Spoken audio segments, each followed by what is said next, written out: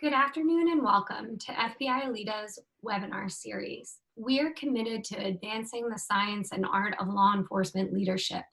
These webinars are designed to promote the exchange of information to improve law enforcement practices during a time of crisis when our physical classes have been placed on hold. All webinars will be recorded for future viewing and posted to the FBI-LEEDA website. Certificates of participation will be emailed to all Zoom registered attendees along with the slides from today's presentation. These webinars are not currently post-certified. Visit FBILEEDA.org for the most up-to-date webinar information. Each webinar is an average of 1 hour long and takes place on Thursdays at 2 p.m. Eastern Standard Time. Today, our Director of Curriculum, Dr. Neil Moore, will be joined by Blue Help Board member and Certified Trauma Specialist expert, Nick Greco, to discuss officer support and suicide prevention during a pandemic. Neil?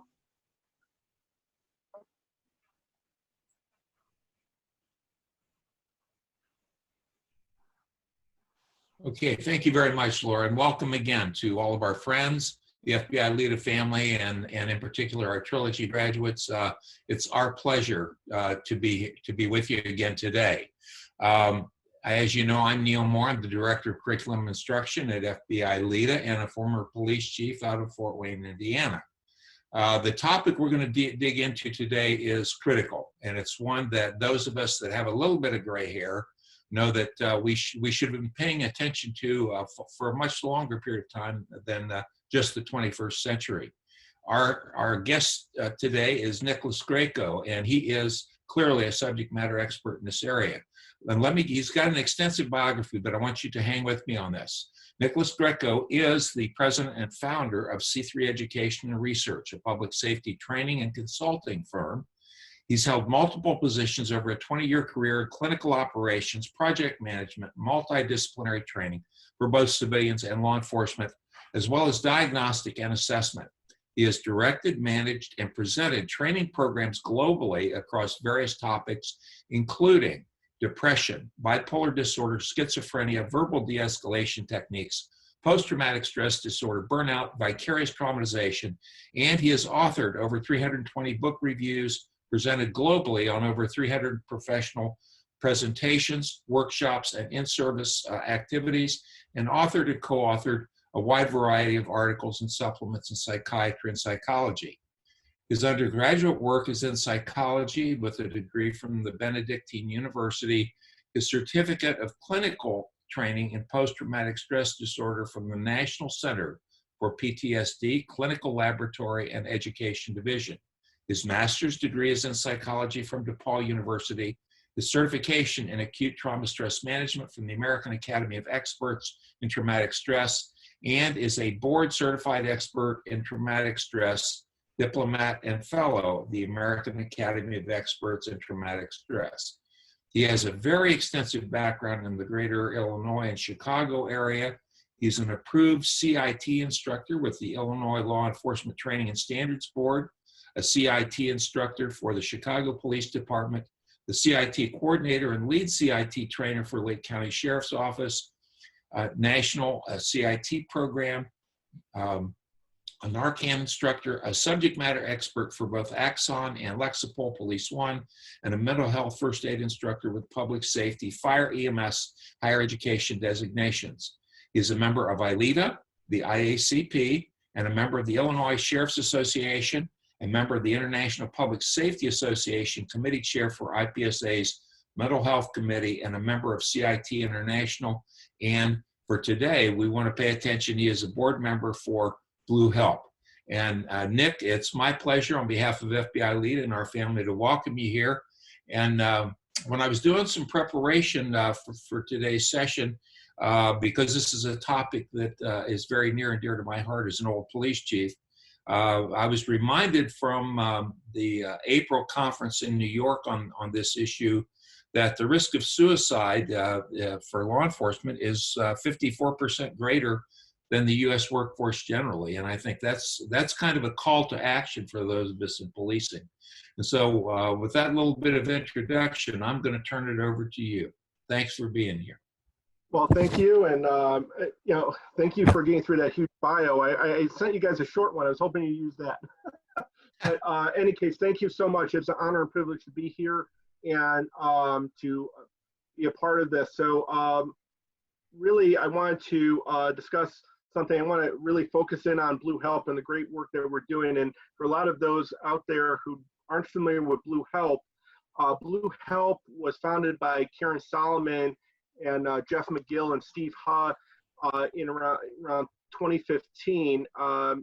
They saw the need for officers and their families to be accounted for, to be remembered and honored. And Jeff and Karen wrote a book in 2015 called The Price They Pay. And that was really the impetus for Blue Help to come about. And it was clear that suicide prevention, the care for the families afterward, was not offered in law enforcement. And we'll talk about that. And Neil, you and I were talking about this before. We'll talk about that stigma and misunderstanding and really the miseducation about the stress and trauma that a lot of officers go through. And also how, when an officer does die by suicide, what occurs at that point of how it's much different from a line of duty death.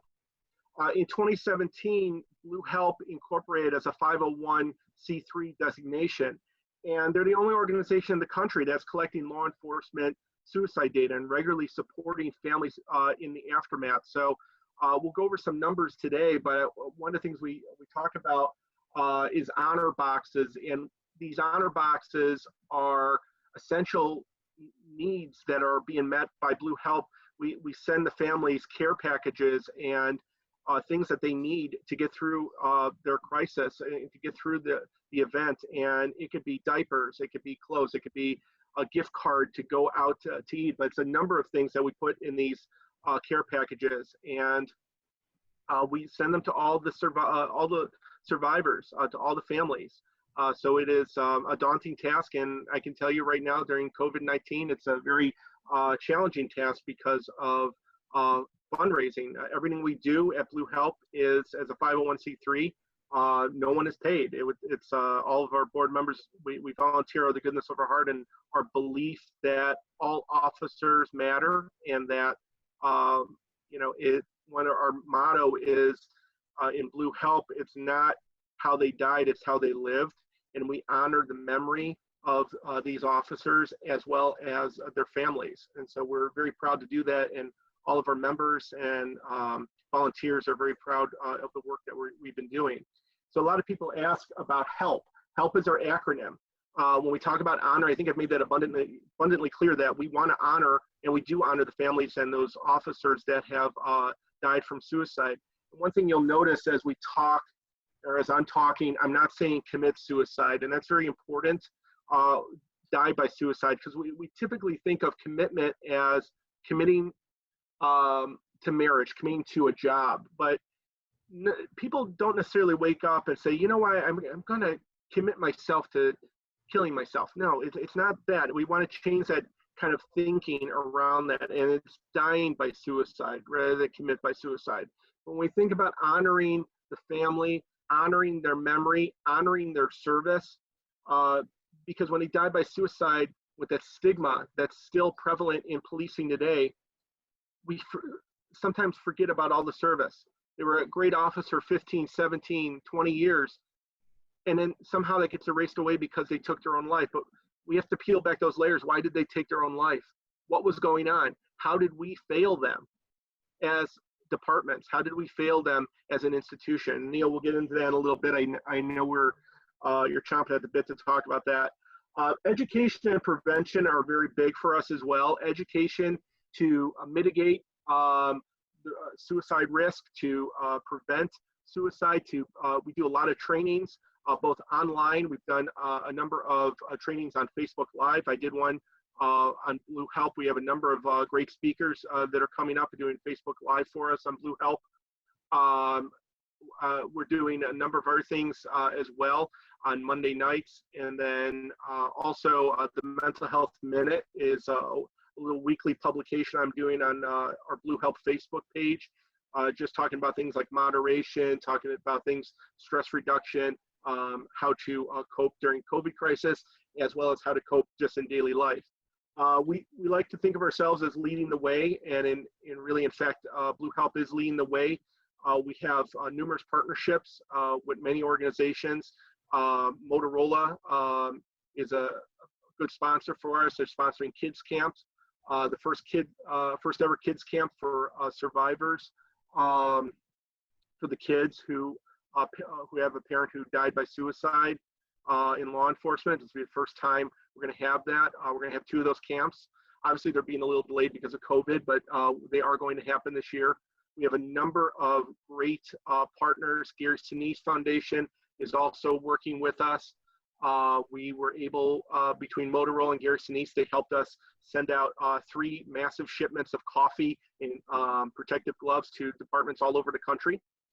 So we're very proud of that, helping to lead the way of getting the things that officers need. PPE is one, and then obviously coffee, which is the lifeblood of any organization these days. So really, I think I've kind of summed up our mission, but our mission really is reducing that mental health stigma through education, through preventive efforts, advocating for benefits for those who are suffering from post-traumatic stress. We want to acknowledge the service and the sacrifice of law enforcement officers that we have lost to suicide. And we want to assist officers in their search for healing and continue to bring awareness to suicide and mental health issues. You know, a lot of things that are contributing to stigma. You know, we're seeing some cultural changes, although I think a lot of us would like to see those cultural changes faster than we're seeing them. But a lot of those things are the help is not confidential. A lot of officers may not trust EAP, and I know we'll talk a little bit more about that as we go along, Neil. If you're a cop, you're not supposed to need help. You'll lose your job, your gun, your badge. If you're going to seek help, well, you know, you can't hack it as a cop. You're weak, you're worthless. You know, you signed up for this. This is what you should be able to do. If I can handle it, why can't you? If you can't handle it, get out. And this is something that I don't like to hear. If I can handle it, why can't you? Or get out. Don't, you know, let's not throw those good officers away. Let's start looking to keep officers who may be having some issues, but those officers are not dispensable. They're not disposable. We need to be able to start working with these guys. There's a lot of officers and chiefs out there who have gone and got the help for their people that they need, and these officers continue to thrive. They get through this bump in the road, they get through this whatever they're going through, and they're better officers for it. And it also, you're talking about a morale booster when you have your chief, your command officers helping another fellow brother or sister through a time of crisis. What do you think that does? That means that your 6 is covered, your back is covered by the chief. That does immense dividends for you. The hero status. When I talked about line of duty death versus suicide, it is not uncommon, and unfortunately, we see a lot of times that officers who die by suicide, their families are cut off the same day from the Blue family. They may be cut off of benefits, not that month, but sometimes at midnight that night after an officer dies by suicide. The funeral, the benefits, those are totally different. Sometimes departments will not have an honor guard. Departments will not allow officers to attend the funeral. If they do, they can attend on their own time out of uniform. Those are things that really stigmatize. There's personal bias that continues to be happening about suicide. And society sometimes frowns and looks down upon those who take their own life. But like I said, we have to peel back the layers. Why did this individual take their own life? What has happened? What occurred during that time? So we got some polling questions. I put up a couple of them right now. Can we throw one of those up, Laura? So the first one is, do you know someone who's died by suicide? Yes or no?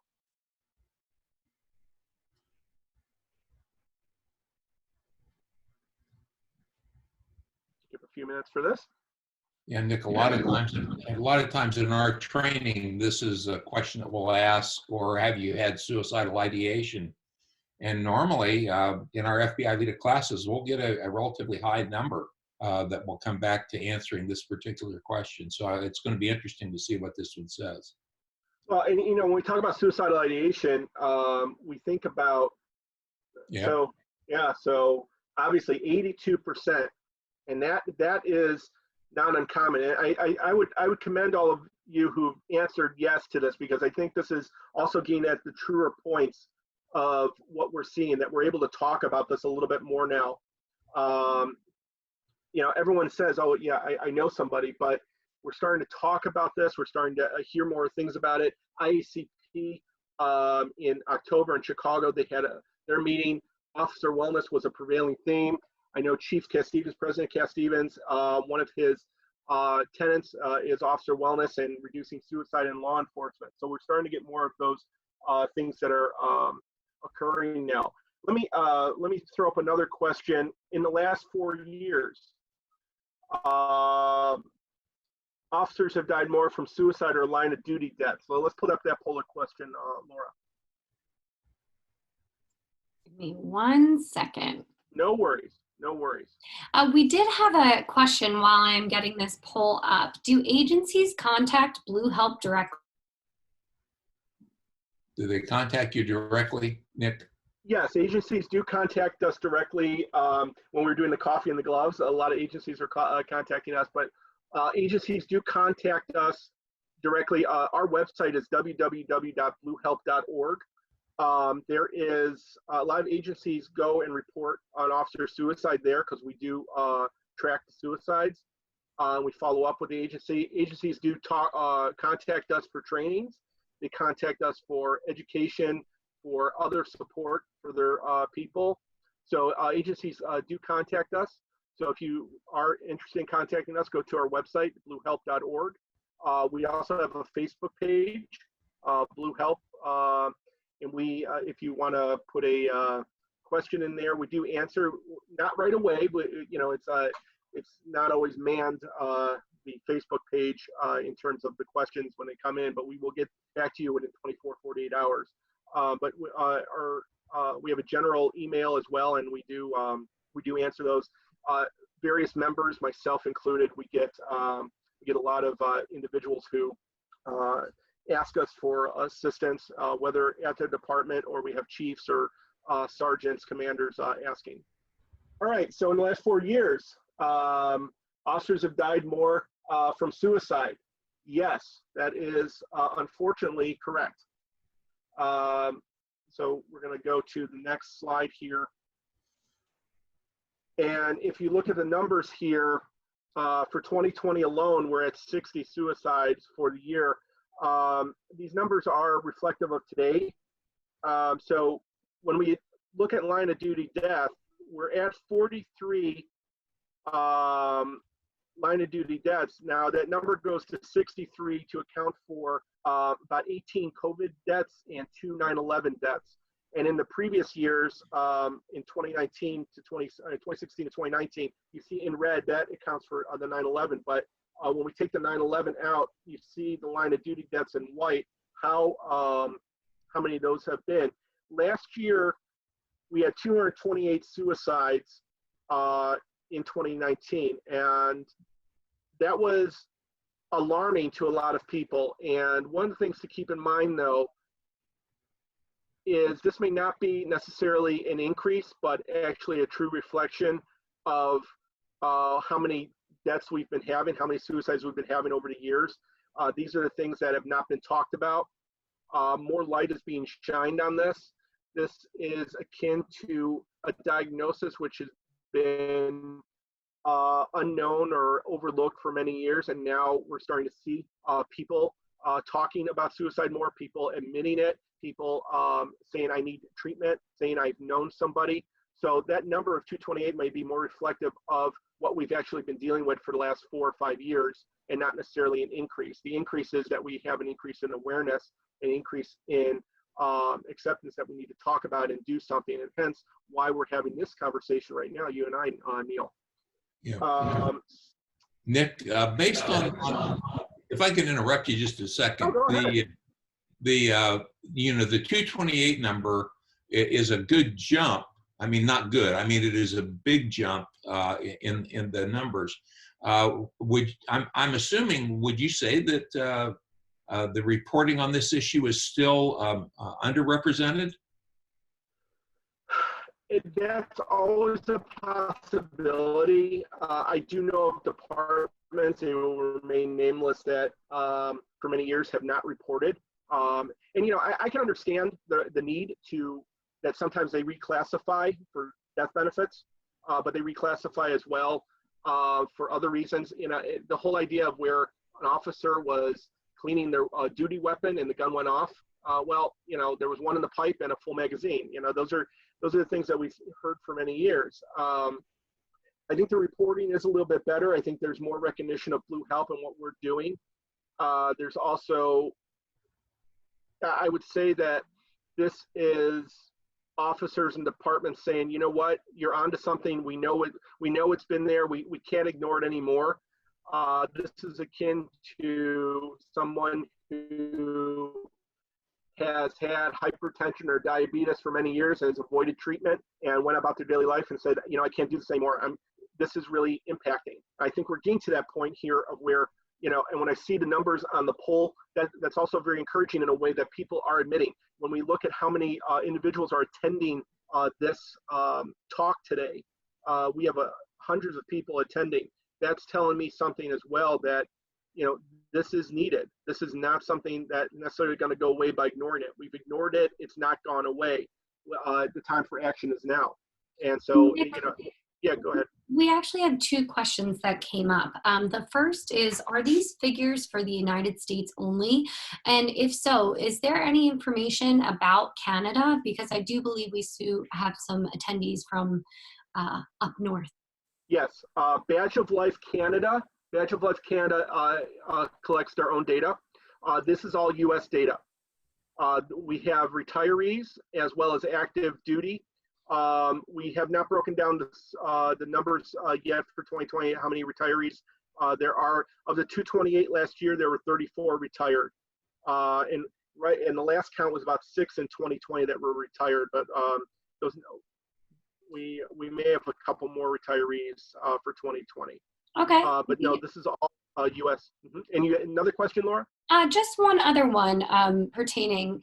Who would you say is providing the best practice in terms of law enforcement agency work dealing with officer suicide? And that could be on the prevention and also the support post-mortem. Well, there's no, every agency, when you look at large, mid-size, and small, are going to have different responses to this. So, I'm not going to say one agency is better than the other. I'm going to give a general statement and say that agencies who have an active peer support program, agencies that have an EAP that is trusted, EAP that has a good track record, agencies that have command staff where it goes from top down. That's, when you have a chief that says, you know what, you're going to get treatment. I want you to get treatment. I want you to return to active duty. When you have that top-down buy-in, and that goes from the chief all the way down to patrol, those are going to have better outcomes. Those are the agencies that are doing well. Merely having a pamphlet or just a quick roll call video is not going to be enough. You have to have actions. You can't just have talk. You can't say, we're behind you, we believe in you, get some help. If there's no buy-in, if there's no the brass all the way down, it's not going to happen. You have to have people that are truly believing this. You have to have that cultural change. You have to have that breakdown of stigma. Okay. I think we have, let's see, one other polling question, Laura. At what age group do we begin to see an increase in suicides? Throw that one out. Nick and Neil, I just wanted to take the opportunity to share something that I'm viewing. It looks like a number of our 235 attendees have lost someone. I have to share with you that some people have lost siblings, some people inside and outside of the law enforcement community, but I just want to take the time from FBI-LEEDA and from Blue Help to offer our condolences for anyone who has lost an individual by suicide, because this community is here with us in this exact moment, and we're so grateful you are, and we're here to help. Yes, and my sincere condolences to you and your families. The loss of someone by suicide is extremely impactful, and the loss is felt for many years afterwards. So, but that's why we're doing these type of talks. That's why we're having a conversation, and it's sometimes a difficult conversation, but it's so important that we do have it.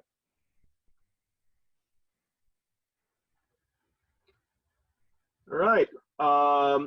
Okay, so I think a lot of people are really going to the Blue Help website and stealing information. This is great. So unfortunately, yes, we do see a high number, and we're working on new data now. We're still crunching some numbers to get more data, but on our last review, 40 to 49, we see 37% with average years of service at about 17. This also keeps with the general population. We have seen age 45 and up in the general population alone to have high rates of suicide, and then those numbers also jump into the for the elderly as well. One thing to call your attention to is 50 to 59, and in 50 to 59, those are retirement ages, 20, 25, 30 years on, and that's going to drill me into my next point here. Of when we look at, a lot of people ask, who are these people that are dying by suicide? Well, they're active. They're not problem children. They're not IA issues. They're not people that have, a lot of issues going on. These are individuals, though, that may be suffering from cumulative stress. They may be suffering from a significant situational factor, divorce, other loss. There are individuals who are medical leave, terminated, administrative leave, and resigned, but a majority of people have said, I didn't know he or she was suffering. I didn't see it coming. And there are some subtle signs when we see individuals, and not everyone, you're not expected to necessarily see these, but some of the subtle signs of suicide that we do see are that individual that maybe stops working out, maybe is not hanging out with people. In pictures, they're standoffish. They have a very, what we call a Duchenne smile, or fake, this kind of, the smile you would get off a flight attendant, right? It's like that kind of, nondescript smile. It's not using a lot of muscles in the face, and they're just either standoffish in the picture. They're just not really involved. They're there, but they're not there. Maybe they're calling in from work. Those are things that we have to be aware of. But also sometimes even the most friendly, jovial, lively person could be hiding, masking their symptoms. They could be somebody that has a atypical depression, individual that works their 8-10 hour shift, but what you don't see is that they go home and they crash and they're suffering at home. These are the people that aren't hanging out with us. These are the people that aren't working out. They've stopped doing things. They're not as together or with it or in the moment that we normally are used to. So those are things we want to keep in mind. Retirement. Retirement is an issue that I talk about a lot. And retirement is something that in those first 3 years, especially the first year after retirement, are a worrisome time for individuals to die by suicide. And a lot of officers out there say that, I'm going to go fishing when I retire. I'm going to do this. I'm going to do that. I'm going to travel the country. Yeah, that's great. But you may get bored very fast. And the reason is you're used to living a different lifestyle from the general population. From going from being a police officer to a civilian is a huge jump. Not to mention that things that you may have not processed or dealt with, some of the highlight reels, some of the things that you've seen. they may come back at you full force because now you have more time to process. You're not working, you're not putting an 8-10 hour shift. You got a lot of time, and you can't just wipe your hands clean when you retire. That may come back at you, and that's why we see those numbers increase. Even for our newer officers coming out of the academy, 2 years, 3 years on, we always tell them, don't have the illusion of invulnerability because you want to retire 20, 25 years out. But what happens if you couldn't? What happens if you got injured in a car accident or had something where you couldn't be a police officer tomorrow? What could you fall back on? And so it doesn't matter if you're 5 years, 10, 20 years on, what's the plan? What's the plan B? And maybe even a C or D. What is that plan you're going to have to carry out if you couldn't be a police officer tomorrow? Because your identity should not just be your job. You also have to have an identity outside of that. So some of the hobbies that you do, some of the things that you enjoy doing when you're not being a cop, can you parlay that into another career? That's something to think about. But when we hold so much of our identity in our jobs, it's a loss if we can't do that job the next day. Hey, Nick. So, yeah, sure. We do have a question that just came in. Are there any organizations that are supporting and educating retired law enforcement? You know, I know there are some resources that we'll give out later. Specifically, I know this has been an issue about what retired officers can do. I know a lot of retired officers help man something called Copline, a 1-800-COP-LINE. It's a hotline for officers to call and to get help and to just have a cop-to-cop talk about what they might be going through. I'm not familiar with specific organizations out there that are, working with retired individuals. I do know that there is a number of financial planners, a gentleman by the name of Nick Doherty, and he has financial planning for cops program that he does, very well received. He's a cop himself. That's one of the things where having your finances in order, making sure you're not living beyond your means. And so that's one of those kind of preparatory things that he does. And his program, if you have never seen it, it's phenomenal. I saw his 2-part series I attended about 2 years ago, just a phenomenal program. As for anything specifically to retired officers, I'm not aware of them. I suppose they may exist. What I would do, though, if you do go along those lines, I would just make sure you vet them out properly. We did have someone comment that the Fraternal Order of Police does have a retirees organization nationally, and that they are still very much involved in things, but in terms of offering support of options once you've retired, it seems like that is a little bit lighter. So Thank you so much for answering that question. We did have another that came up. What effect, if any, do you suppose this pandemic will have on officer suicide? That is a big concern that I have personally right now. And I think we're seeing it with the medical field. Just about a week ago, a ER director, physician took her own life. And I think that right now we're all very busy. We're all in a crisis mode. As things start slowing down the third or fourth quarter of this year, I'm hoping that we don't see it.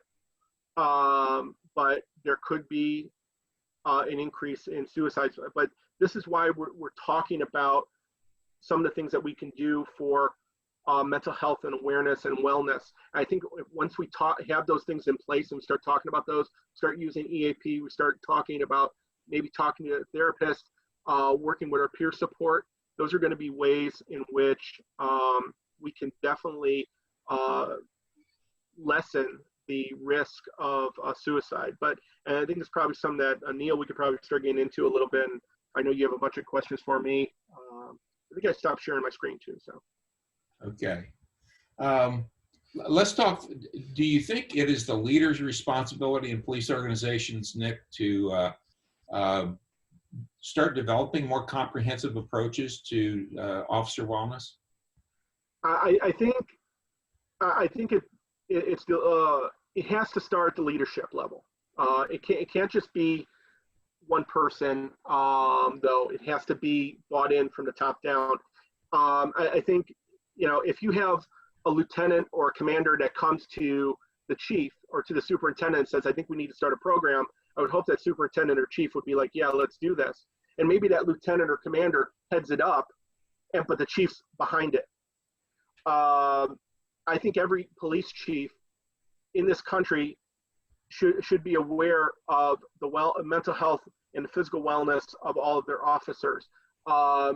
It goes back to what I said about not throwing good officers away. We know recruitment is very difficult. Not a lot of people want to become a cop anymore, and for various reasons. I'm not going to get into them here, but once we get somebody on, how many times have we heard across the country, somebody 2 or 3 years on, they get through their PPO phase, and they're like, yeah, they'll maybe stay on for 6 months or another year, and they're like, you know what, I'm done. I don't want to be a cop anymore. But think about that guy who's 12, 15 years on. He's got a lot of experience, but he's going through some stress. He's going through a divorce. He's going through some significant life event, or he's been through an OIS.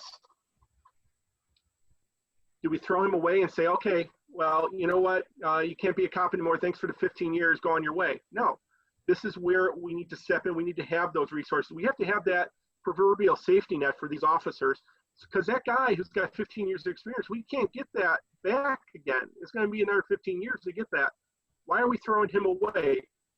There's so many officers. We have success stories at Blue Help. We have guys that have gotten the help that they needed for, with PTSD, and they've gotten that help, and they've gone on to be solid officers again.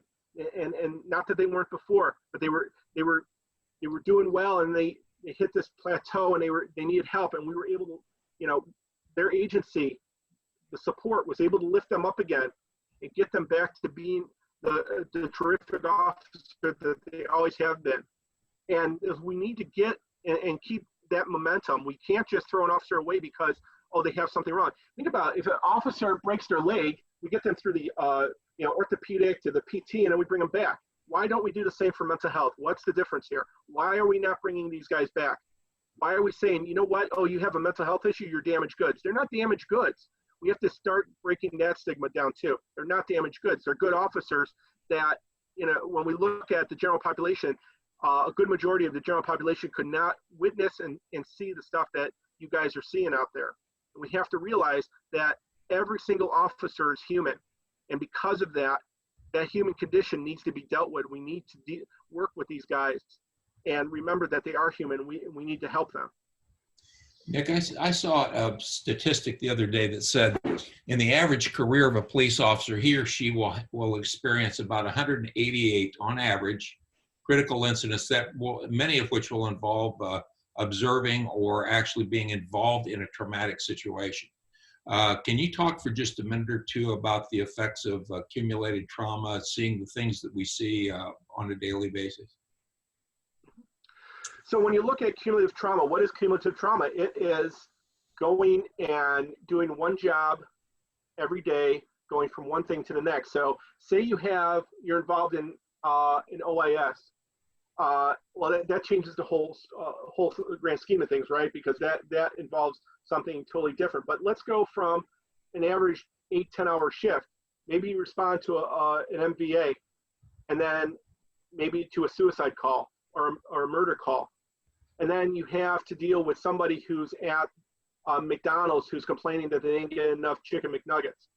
Now you're expected to be 100% from that murder scene, that MVA, and now to deal with some bogus person who's talking about, oh, I got 5 instead of 6 McNuggets. Do you think something's going to give? Something's going to come out? But think about how much processing time an officer has in the field per week, per month, per year. How much of that just keeps building up over and over? How much of that adds to the highlight reel? How many cases don't get solved? How many cases go south, don't go the way you want? That cumulative trauma, and comes down to how many things that we're not dealing with. I think of a water bottle, and I think of that water bottle being filled up each and every day with all these different things that aren't being dealt with. And there's no spigot. There's nothing to release it. And what's going to happen when that water bottle fills up and that cap is going to explode? Almost similar to putting like a can of carbonated beverage in a freezer. You know, it's going to blow up. The thing is, that analogy is this. When you have that water bottle, if you have a spigot, what is that spigot? That spigot is going to be communicating. It's going to be peer support. It's going to be talking maybe to your spouse or partner.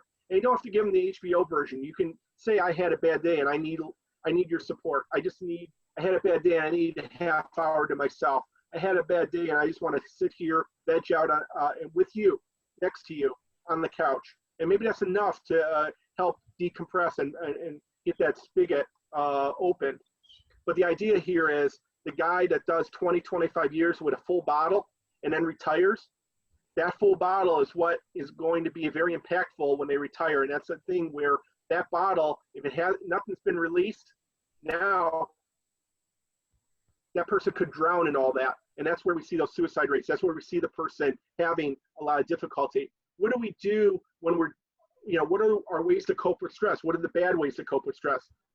Adultery, gambling, drinking, doing things that we shouldn't do, right?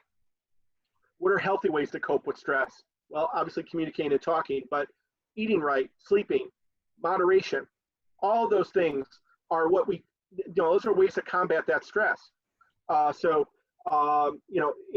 To your point about this, that cumulative stress, if you're not dealing with your stress levels on a daily basis, that's gonna come out in different ways. It's gonna come out when you get home and you just snap at your kids or your wife or your husband, your partner, or when you get home. How many officers get home and they're like, I don't want to do anything. I'm gonna sit and eat and I'm gonna go to bed. And they're just living, they're just working. They're just not having a life. And that's another thing too, is we talk about officers needing to separate the job. If you're checking the blogs and you're always following work, you have no break from work. That becomes problematic too. You don't want to continually take this stuff home. If you are taking it home, that is a good sign that you need to start talking to somebody and start processing this stuff out. Hey, Nick, can I interject a question that was asked? Is there a way to open more minds from a closed-minded mindset before the crisis or before that cap blows off the top? It just feels as though so many of our officers feel that they have to keep it in. Maybe they're not understood. There's still that stigma. How can we prevent these practices before they become necessary? And that really comes down, and it's having that discussion and not being afraid to have a discussion with your brother and sister. And you know what? Let me throw up a polling question right now.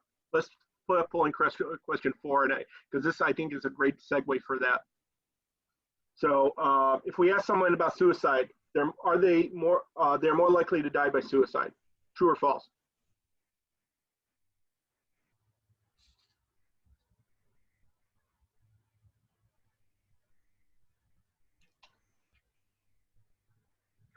One of the things I want to reiterate here is I don't want any of you out there to ever feel like you can't talk to your brother or sister.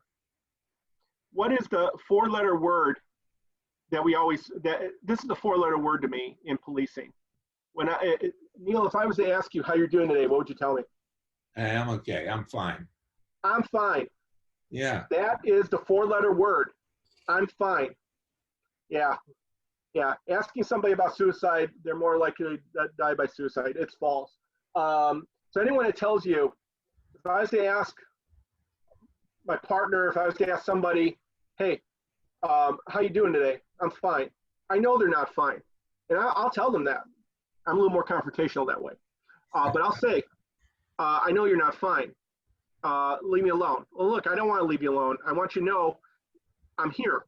I want you to know that I'm going to check in on you tonight. I want you to know I'm going to call you. I want you to know that, I'm going to bug you because I know you're not doing well. I know that something's going on. So when we look at people that died by suicide, they know some of them don't want to die by suicide. I would say the majority of people don't want to die by suicide. They want help. They want to talk. The thing is, if I ask Neil, are you thinking about killing yourself? Have you thought about harming yourself? That's not going to give him the idea. The idea has been there. Right. What it's going to do is have Neil say, oh shit. And even if he lies to me and tells me no, he's gonna think to himself, okay, Nick is thinking about me. So maybe he tells me, I don't want to talk to you right now, but he'll talk to me 4 days later. But guess what? He saw 4 more sunrises by me asking that question. Had I not asked that question, Yeah. the next day he may have taken his own life. The idea here is that never be afraid to ask those questions. So if you have a partner, a brother, sister who is acting differently, don't be afraid to say, and I'm going to use Neil here. I'll say, Neil, I noticed that you're not hanging out with us after shift, or you were just kind of quiet in roll call. What's going on? Or hey, I know you and Sharon. I'm just making up that name. I go, you and Sharon been having some tough times. I'm here for you. Just knowing that somebody is there for you. Think about how that would feel if I was to reach out to any of the audience right now, Bob, Tom, Harry, Lou, whatever, and I said, hey, if you need anything, I'm a phone call away. If you need anything, text me day or night. That's peer support in its purest form. Yeah. That's knowing you're not alone. Nick, So let me ask. Go ahead. well, I was going to ask you. I mean, when we go around and all of the trainings that FBI-LEEDA instructors do, I mean, one of the things that we teach, but we teach it in a discipline setting, is peer discipline. I think are we doing a good job in our profession of being our brothers and sisters keeper? Are we trained and given the green light to ask these critical questions? If you and I are in the same squad and I see your behavior change, what do we have to do to make sure I've got the green light to ask that question of you? Are you doing okay? That comes down, that's a hard one to say. It depends on the department. I work with departments who have that green light.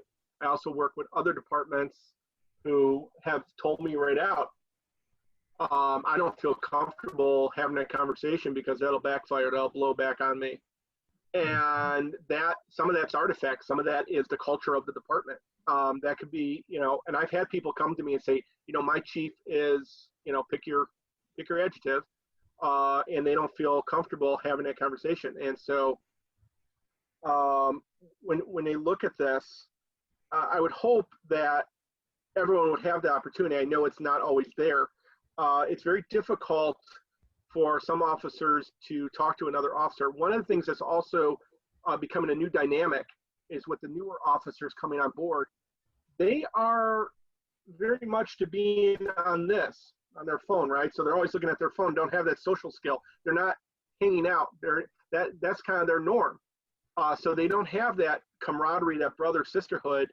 And so that's another issue too, that they may not be likely to go and seek out help or help others because they don't either know how to do it. That's something we have to teach at the academy and kind of early on. And that's where, and I've seen this happen where in the CIT courses I teach, I have 25, 30-year guys come in and the other younger guys are expecting the 25, 30-year-old guy to boo-hoo the CIT training, call it psychobabble and all this. And it doesn't happen. And so I have had these 25, 30 year guys, and they're on board, and they're like attentive, and the other guys follow suit, the younger guys. And midway through, Wednesday or Thursday of that 40-hour session, the younger guy makes a comment. It's like, hey, Jim, I thought you were going to be the one that was going to like crap this down and everything. And it's like, no, man, this is really good stuff. And it's a total shift. And so taking an example, those older guys have to help the younger guys get to know the law enforcement profession and say, this is how we do things here in a good way, right? This is how we take care of each other. We have each other's back. We have each other's six. This is a blue family. And when you say you're a blue family, you darn well better mean it. Whether you die, whether it's line of duty, dying by suicide or whatever, you have your brother and sister's back, It's a blue family all the way. You don't forget about people, no matter how they die or what's going on in their life. Okay, so but one of the big things I'm a proponent of is stress inoculation training, starting right from the academy and continuing trainings throughout one's career. Is, you know, whether it's stress reduction trainings, roll call trainings. You know, I saw a question pop up. What can we do other than peer support? Well, obviously there's EAP, there's other trainings that you can do, but a lot of people say, you know what, I don't want to go through anything with my department. I don't have a relationship with my department. My department has X, Y, and Z issues. You have insurance. Get a therapist. Go privately. Use your insurance privately. Pay by cash or check. A lot of therapists will do that. The one thing I caution, make sure you get a therapist that is well-versed in law enforcement or first responders, because the last thing you want to do, you want to vet them out. You want to have someone who speaks your language or understands the culture. And there are a lot of therapists out there. We have them in Illinois. We have them all over the country. There's really good ones. But it's, you know, not always easy. You just got to vet those out. Yeah. Nick, a couple of months ago, when Chicago went through a spate of officer suicides, Chief Johnson developed a video that's, we refer to, a lot of us at FBI-LEEDA use it, the I Reach Out video. Good message to try to eliminate the stigma or not? What do you think? It's a good message. Superintendent Johnson had made a lot of strides with trying to get more officers to use EAP, trying to beef up the program as well. For a time, there were not enough EAP staff, and they have moved that on, get more individuals. There is more emphasis on EAP as well as officer wellness in the Chicago Police Department. They actually have yoga for first responders that they do at the academy as well. There's also a number of things, a number of different initiatives. The CIT initiative alone, you know, we do talk about officer wellness a little bit in there, but there is renewed focus on officers taking care of themselves. No, the video was very well received, and it was something we talked about at IACP in Chicago as well. And so, you know, every department, you know, big departments can struggle with this. The smallest departments can have a very difficult time because of being small. Mid-size can struggle. It really just depends, you know, to officers and to commanders and chiefs out there. I would say if you're having this struggle right now, you're not alone. You need to talk to organizations, talk to people such as myself, such as Blue Help, to help you on this path to gain you know, things set up, setting up peer support programs, setting up trainings. These are the type of things that we want you to think about. Yeah. There seems to be a void, Nick, as I try to step back and take a big picture look. There seems to be a void as we indoctrinate and orient young police officers to come into this work, of not bringing the family, the police family. I'm talking that officer's spouse, significant other, children, bringing them on board. Can you talk for just a second about the significance that might have? And then two, the second part of the question would be, when an officer is experiencing behavioral change, how significant is the family role in perhaps saving a suicide? It's extremely significant. There have been cases. I'll take part two for. I'll start your part two of your question. The one thing is, a family plays a significant role. We cannot undermine or lessen the family role. There have been cases, in talking with widows, that have said, I didn't even know he was having this issue. The department kept it from me. I didn't know that he was on light duty. I didn't know that he, you know, they took his gun away, or I didn't know that he was having this particular problem at work.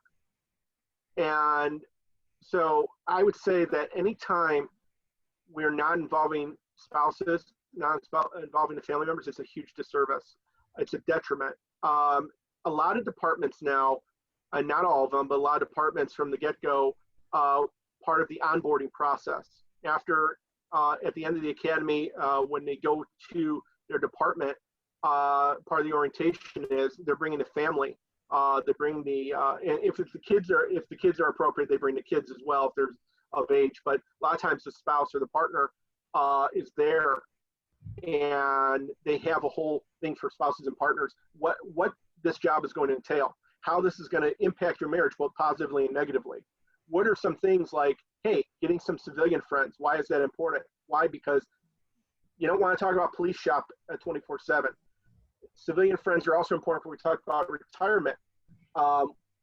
Civilian friends have civilian jobs. That might be something you want to do when you retire, or if you couldn't be a police officer the next day. The idea here is you get the family on board, you orient them, you give them the stress inoculation training. What are some of the warning signs that you as a spouse, you as a partner, you as a family member need to see? What would be a warning sign? What would be something you could help your loved one with? What would happen if a really traumatic event happens in the field? This is what's going to happen, X, Y, and Z. If he's involved in officer-involved shooting, this is what's going to happen. Because this is a whole new world from civilian life to policing. And that person is going to be married to them. Now, the whole idea about, oh, cops get divorced more than others, there was a research article a few months ago that's more of a fallacy. There's a lot of, I'm working on a book right now on retired officers, and a lot of them have very stable marriages. They're not on their third and fourth marriage. A lot of them have been married 20, 30 years.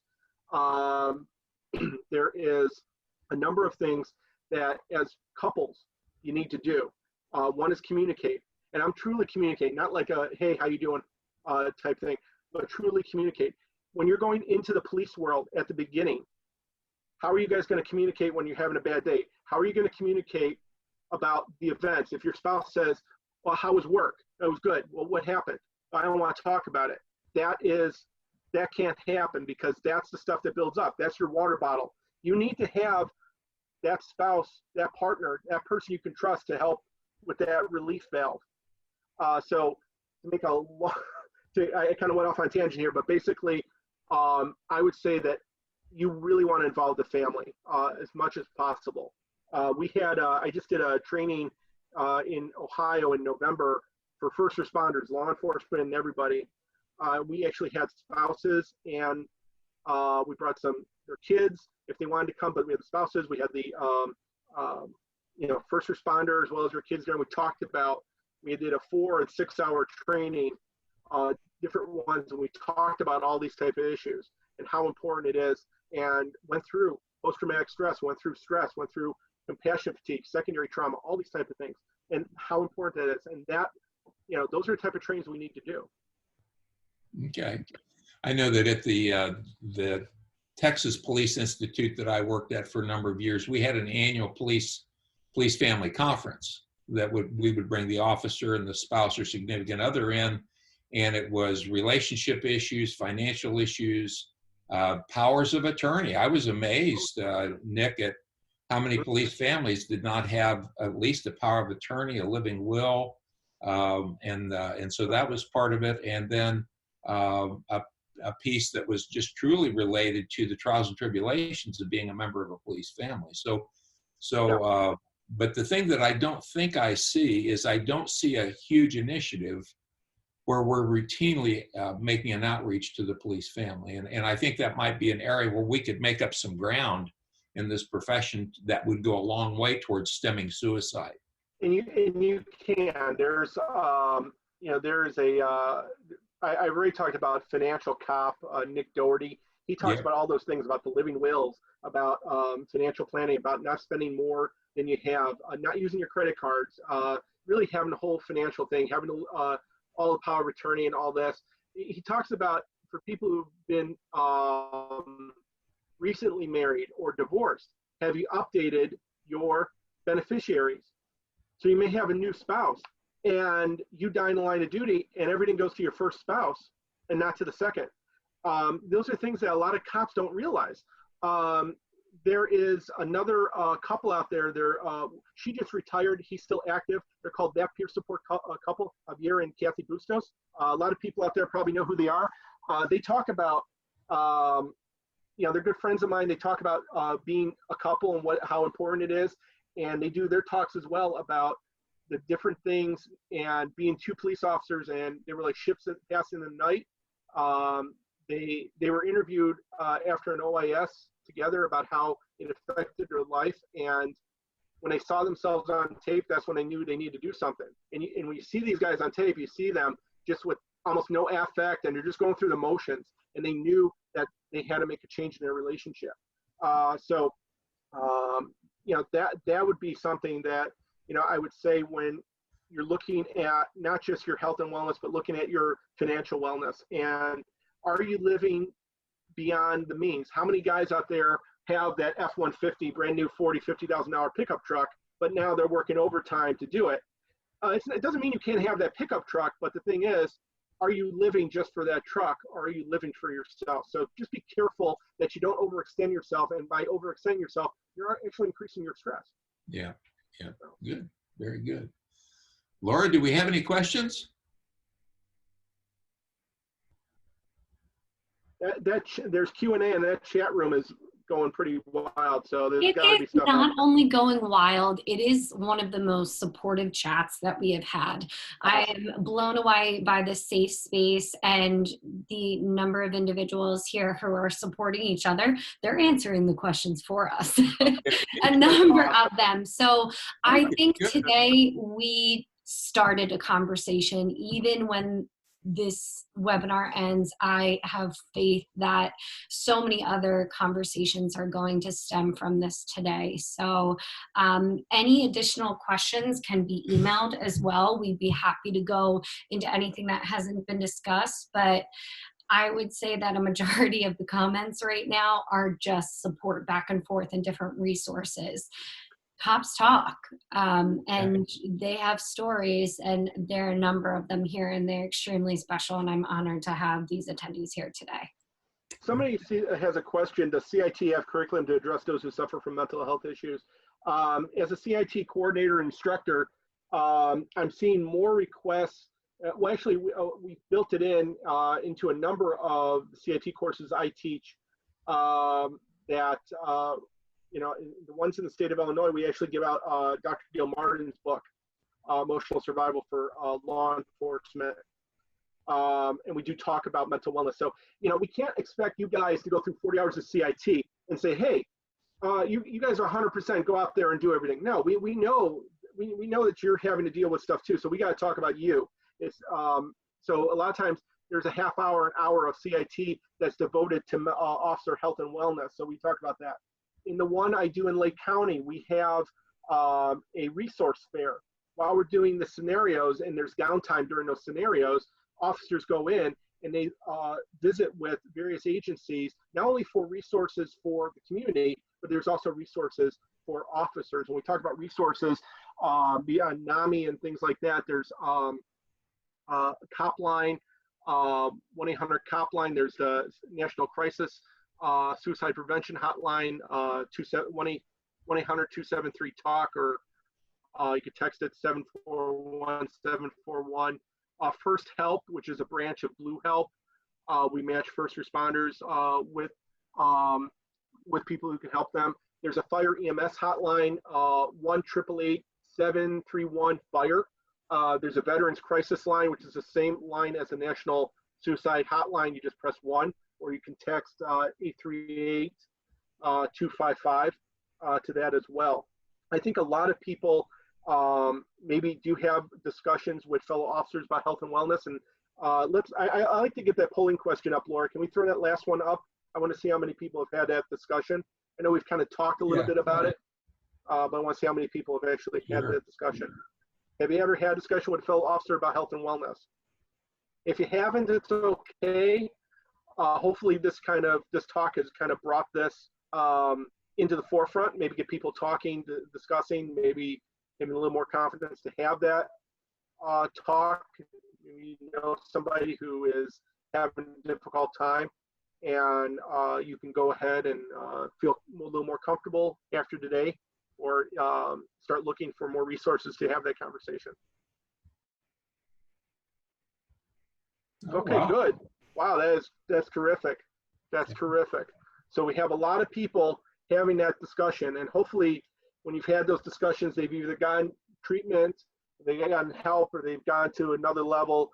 And in some cases, if they have not, sometimes, we cannot blame ourselves. If we could try very hard and very diligently, but that person, they have their own free will. They may not, for whatever reason, seek out treatment, and we can't blame ourselves. We can't always think of, I could have done this, I could have done that. Sometimes people are hurting so much that even in my field, even in my world, we try our best, but sometimes we do lose an individual. But our whole goal is not to lose people, and to, if it's a matter of having a conversation with them, let's have the conversation and reach out and talk with them. Very good. I see somebody writing 25 years in law enforcement and it still has a purpose. God bless you. God bless you. I love to hear that. Yeah, and one thing I will stress, that all of you in law enforcement, you do have a purpose. All of you are honored. All of you are, I believe in you. I'm very happy that you're out there day in and day out. Like I said at the beginning, I'm honored and privileged to be able to talk with you and work with you guys and gals out there, and try to help you in any way I can. Blue Help is here for you as well. And Dr. Gilmartin's name is Emotional Survival for Law Enforcement, I believe. When I read that book, Nick, I thought that Dr. Gilmartin had followed me around. Well, the whole thing. He had to have been right about me. Yeah. Yeah. I think he's probably going to put a little disclaimer in there that anything I talk about is just coincidental. That's right. Right. But that book is, when we tell guys, when we give them that book, it's like, if you read it before, read it again. If you read it and you know it, live it, love it, give it to somebody, pass it on. It's one of those books that, have your spouse read it. Have your, if your kids are of age, 13, 14, they can read it. It's an easy weekend read. It's really written at a wonderful level, and it's just kind of, it should be the Bible. It should be something given out at every academy, in my opinion. Absolutely. We use the book in our FBI-LEEDA courses, and it's part of our reading list, our FBI-LEEDA reading list. So you bring up a good point about a reading list. We have an extensive reading list on Blue Help's website as well. If you go to bluehelp.org, we have Gilmartin's book. We have The Price They Pay from Karen and Solomon and Jeff McGillen, and we have a whole line of great books that, if people are looking for good books, good time to do it. Get them on Amazon and all kinds of stuff. So, I know you guys probably have a sheet as well, or links to great books as well. Yeah, as a person who recently visited your website, I mean, I would say that the reading list that you have there, showing the covers of the books, is absolutely dynamic. And for those of you who have never been to the Blue Help website, please go there, take a look. You're going to find a whole lot of resources there that can help, especially with this issue and relationship issues in the police family. And then the other thing I'd like to say, Nick, before we get off, and normally we a little unusual, but as a 501c3, and we know that 501c3s are in a tight spot right now. I mean, with the coronavirus and funds drying up a lot of different places. But to the folks that are watching this, if you get a chance, if you have a few spare dollars, or when things get a little bit better, kind of earmark Blue Help as a 501c3 that you might consider donating to, because they're trying to do enormous work. They're the only unit in the United States that's trying to accurately track the data on police suicides. And so extremely valuable there. At some point, Nick, I would hope that the federal government might step in and help to coordinate some of that, but that work is clearly needed. And as a former police officer, former police chief, I want to say thank you for doing that to you and all the members that work at Blue Help.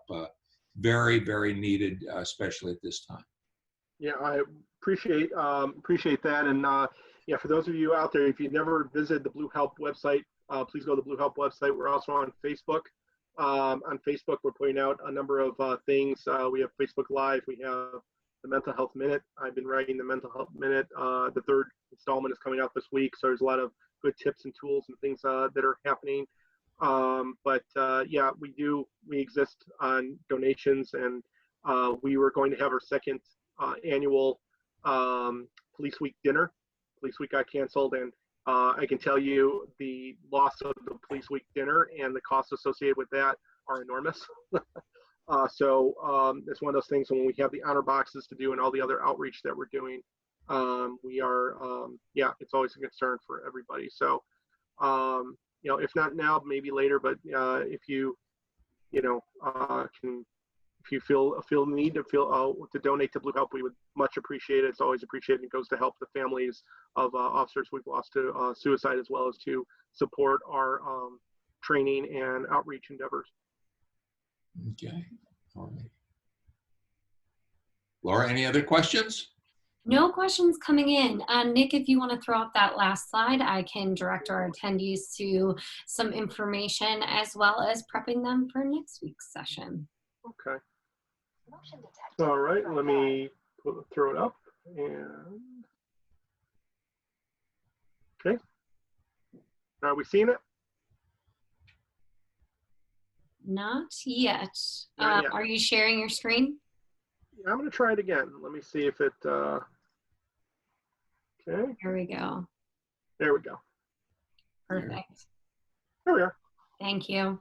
Well, Nick, thank you so much for being here with us today. Blue Help is doing absolutely amazing things, and it is no coincidence that we had you on today, and that is also Mental Health Awareness Month. So for all of you out there, please take care of yourselves. If you see something or someone in need, say something. It's okay not to be okay. Thank you to Neil Moore for joining us as well, along with every week. We will be posting all of our recorded webinars on our website. And for all of those of you who are attending on Zoom today, we will be sending you a certificate of participation, the slides that were gone over today, as well as some additional resources. Up next week, we will have FBI-LEEDA instructors Mary O'Connor and Terry Wolfong discussing diversity and women in policing. Thank you so much for joining us today, and be well.